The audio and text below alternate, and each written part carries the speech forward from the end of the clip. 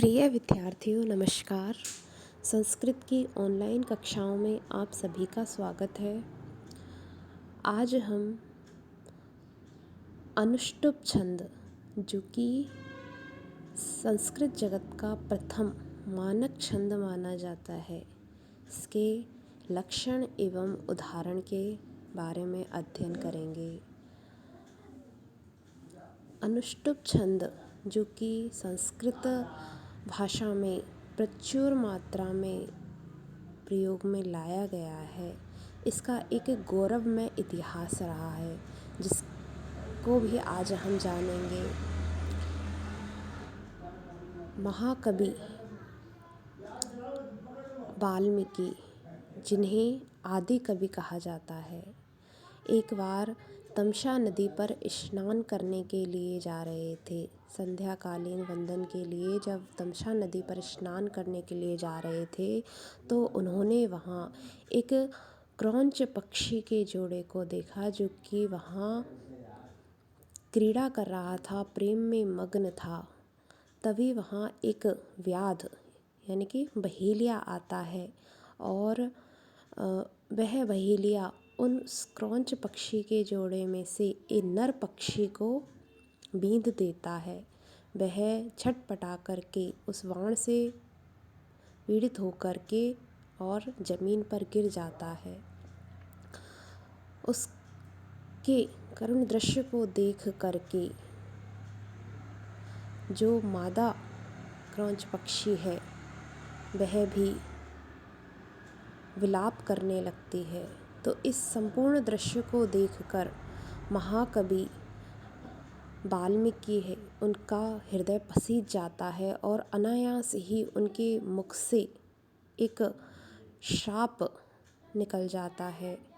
वो कहते हैं, माँ निषाद प्रतिष्ठाम तो अगमः शाश्वती शमः यत क्रौंच मुथुनाद एकम अवधि काम मोहितम।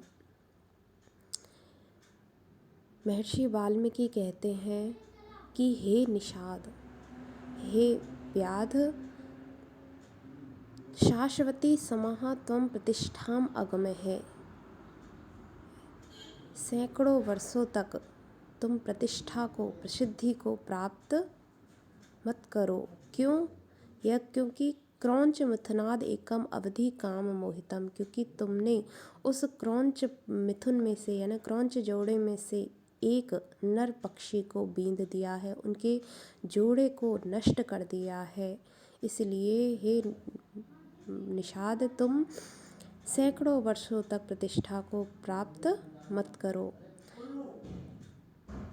महर्षि वाल्मीकि बहुत ही शांत चित्त थे, लेकिन उनके मुँह से ये जो अनायास ही क्रोध का स्वर फूटा था, उसे सोच कर के फिर वो अत्यंत संतप्त हो गए। वो सोचने लगे कि मैंने तो अपने क्रोध को जीत लिया था, लेकिन फिर भी मेरे मुख से ऐसा अभिशाप निकल गया। यह सोच कर के वह अत्यंत ही दुखी हो गए और पश्चाताप करते हुए अपनी कुटिया में चले गए। तभी वहाँ ब्रह्मा जी प्रकट हुए और उन्होंने कहा कि ये जो स्वर तुम्हारे मुख से फूटा है, यह मेरे ही प्रेरणा से फूटा है और तुम्हें यह अनुष्टुप छंद है। इस अनुष्टुप छंद में ही तुम्हें मर्यादा पुरुषोत्तम श्री राम के चरित्र का गुणगान करना है। तो इस प्रकार से यह इस अनुष्टुप छंद में ही रामायण की रचना हुई है। 24,000 अनुष्टुप छंदों का लेखन महर्षि वाल्मीकि ने किया है। तो संपूर्ण जो रामायण है और उसके बाद कृष्ण द्वैपायन वेद व्यास जी विरचित महाभारत, 18 पुराण, 18 उपपुराण, ये सभी संस्कृत में अनुष्टुप छंद में ही लिखे गए हैं। अनुष्टुप छंद को परवर्ती जो साहित्यकार हैं, परवर्ती आचार्य हैं, उन्होंने अलग अलग नामों से पुकारा है। इसे किसी ने श्लोक भी कहा है तो किसी ने पद्य भी कहा है। और इसका लक्षण दिया है, श्लोक के षष्ठम गुरुर्गेयं सर्वत्र लघु पंचमं द्विचतुष्पादयोर्ह्रस्वं सप्तमं दीर्घम अन्ययो। श्लोके षष्ठम गुरुगेयम यानी कि श्लोक में, श्लोक भी अनुष्टुप छंद को ही कहा गया है, तो अनुष्टुप छंद में षष्ठम गुरुगेयम जो छठवां अक्षर होता है वह गुरुगेयम यानी कि गुरु होता है।